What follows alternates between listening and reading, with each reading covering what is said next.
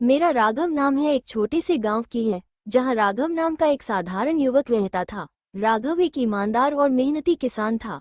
उसकी जिंदगी में सब कुछ ठीक चल रहा था, पर एक चीज की कमी थी, प्यार की। राघव हमेशा सोचता था कि उसे भी कोई ऐसा साथी मिले जो उसके दिल को समझे और उसका साथ दे। एक दिन गांव में एक मेले का आयोजन हुआ। राघव भी मेला देखने गया। वहीं उसकी नज़र एक लड़की पर पड़ी जिसका नाम राधिका था। राधिका गांव में हाल ही में आई थी और बहुत खूबसूरत, शांत और सादगी से भरी थी। उसकी मुस्कान ने राघव का दिल जीत लिया। धीरे धीरे राघव को राधिका से प्यार हो गया, लेकिन वह अपनी भावनाओं को व्यक्त करने में हिचकिचाता था। राघव हर दिन राधिका को देखता पर उससे कुछ कह नहीं पाता। उसकी आंखों में बस एक ही सवाल था, क्या राधिका भी उससे प्यार करती है? एक दिन जब राघव ने हिम्मत जुटाकर राधिका से बात करने का सोचा, तो उसे पता चला कि राधिका किसी और से प्यार करती है। ये सुनकर राघव का दिल टूट गया। राघव को ऐसा लगा जैसे उसकी दुनिया ही बिखर गई हो। वो कई दिनों तक गहरे दुख में डूबा रहा। उसने अपने दिल की हर एक उम्मीद को खो दिया था। लेकिन वक्त बीतने के साथ उसने ये समझा कि सच्चा प्यार किसी को पाना ही नहीं, बल्कि उसकी खुशी में अपनी खुशी ढूंढना होता है। राघव ने राधिका की पसंद का सम्मान किया और उसे अपने दिल से जाने दिया। कुछ महीने बाद राधिका की शादी हो गई और वह अपने नए जीवन में चली गई। राघव ने अपने मन को समझाया और अपनी खेती और गांव की सेवा में लग गया। उसकी आंखों में कभी कभी राधिका की यादें तैर जाती थी, पर उसने सीखा कि जिंदगी में आगे बढ़ना जरूरी होता है। राघव के दिल में प्यार हमेशा रहेगा, भले ही वो अधूरा ही क्यों न हो। समय के साथ राघव ने अपने दर्द को अपने भीतर समेट लिया और एक बार फिर अपनी साधारण लेकिन सच्ची जिंदगी की ओर लौट आया। उसने अपने दिल को तोड़ा जरूर, पर कभी किसी से उसकी शिकायत नहीं की। परिवार में माता पिता के अलावा उनके 3 बच्चे थे, 2 बेटे और 1 बेटी। बेटी का नाम राधा था। राधा सबसे छोटी और सबसे प्यारी थी। उसकी सादगी, संस्कार और मासूमियत के कारण पूरा गांव उसे आदर्श घर की चोरी कहकर पुकारता था। राधा का जन्म एक ऐसे परिवार में हुआ था जहां प्यार, आपसी सम्मान और नैतिकता को सबसे ऊपर रखा जाता था। उसकी मां ने उसे घर के कामकाज के साथ साथ जीवन के आदर्शों को सिखाया, जबकि उसके पिता ने उसे सदैव सत्य और ईमानदारी का मार्ग दिखाया। राधा का दिन सबकी सेवा और मदद करने में ही बीतता था। वह खेतों में काम करने से लेकर अपने भाई बहनों की पढ़ाई में मदद करने तक हर काम में निपुण थी। राधा की उम्र जैसे जैसे बढ़ती गई, उसकी सुंदरता और गुणों की चर्चा पूरे गांव में फैलने लगी। गांव के लोग उसकी तारीफ करते नहीं थकते थे। उसकी सादगी और मासूमियत ने गांव के कई लड़कों का ध्यान अपनी ओर खींचा, लेकिन राधा का ध्यान सिर्फ अपने परिवार और उसके आदर्शों पर था। समय बीता और राधा की शादी की उम्र आ गई। माता पिता को उसकी शादी की चिंता सताने लगी। वे चाहते थे कि राधा का जीवन साथी भी उतना ही संस्कारी और आदर्श हो जितनी वह खुद थी। कई रिश्ते आए, लेकिन राधा के माता पिता ने बड़े ध्यान से हर रिश्ते को देखा।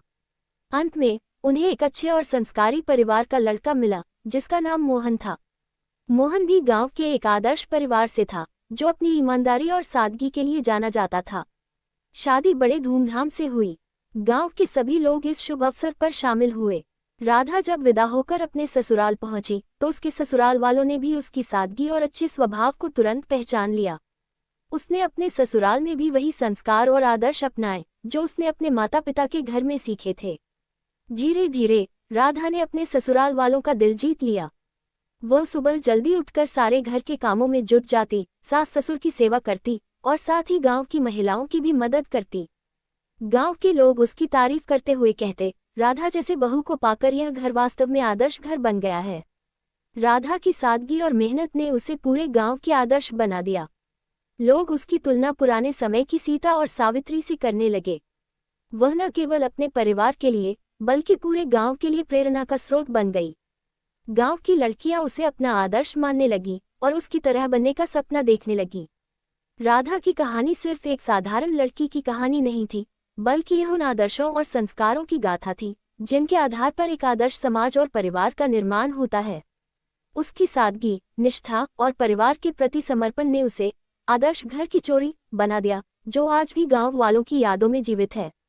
समय के साथ राधा के बच्चे हुए और उसने उन्हें भी वही संस्कार दिए जो उसे अपने माता पिता से मिले थे। उसके बच्चे भी गांव के आदर्श बालक बने और राधा का परिवार गांव का सबसे सम्मानित और आदर्श परिवार बन गया।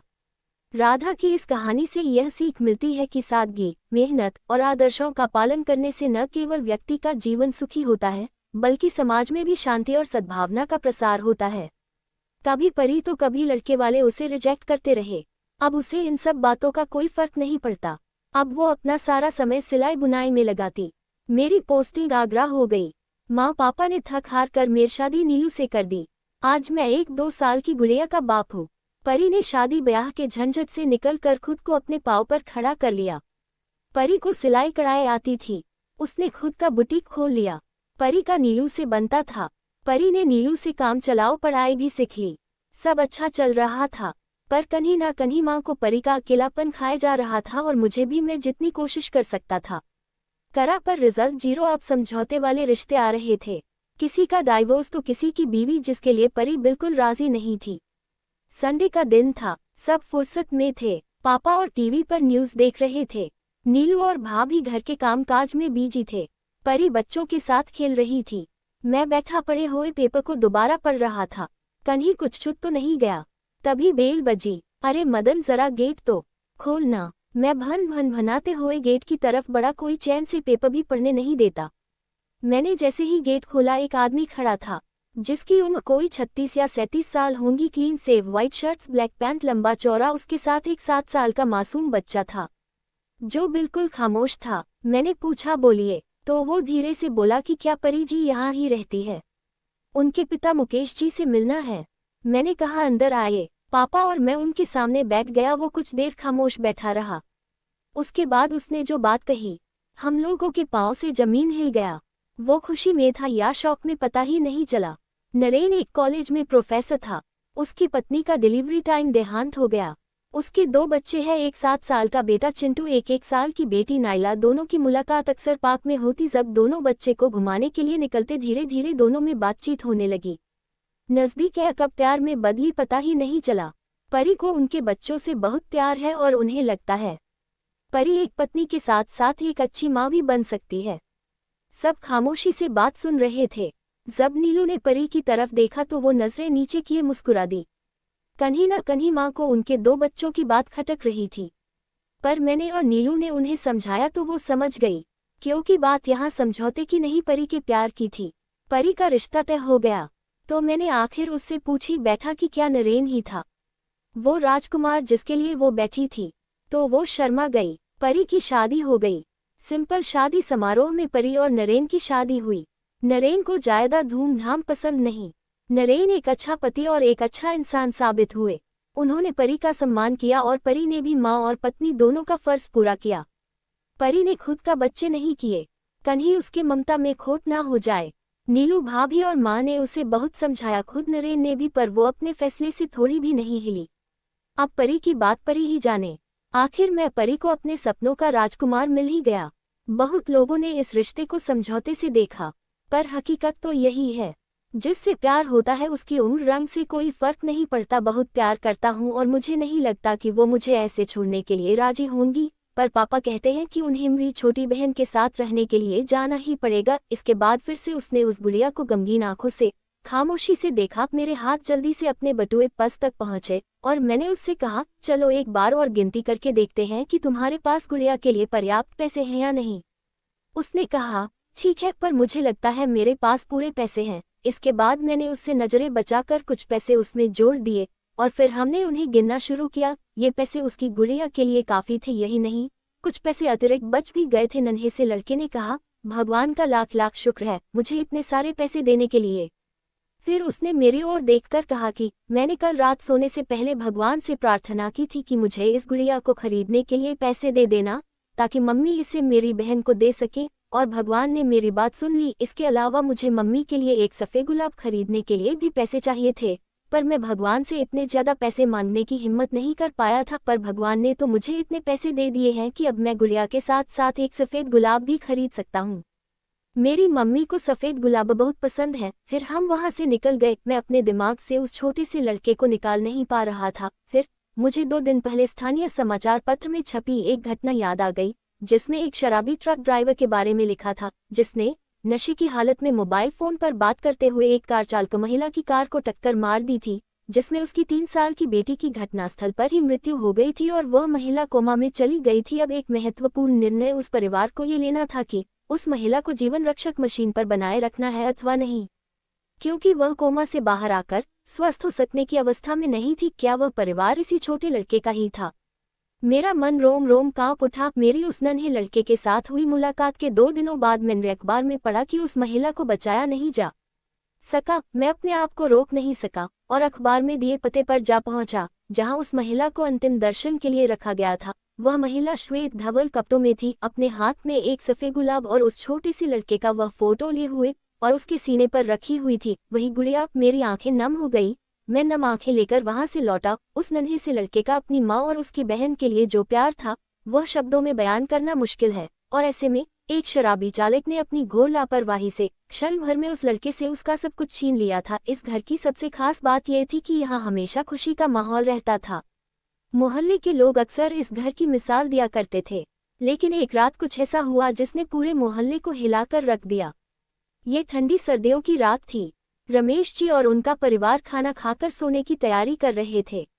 सब कुछ सामान्य था, लेकिन किसी को अंदाजा नहीं था कि इस रात को एक घटना होने वाली थी जो उनकी जिंदगी को बदल देगी। रात के करीब 2 बजे थे। घर के सभी लोग गहरी नींद में सो रहे थे। तभी घर के मुख्य दरवाजे की कुंडी धीरे धीरे खुली। एक अजनबी, जिसने चेहरे पर कपड़ा बांधा हुआ था, अंदर दाखिल हुआ।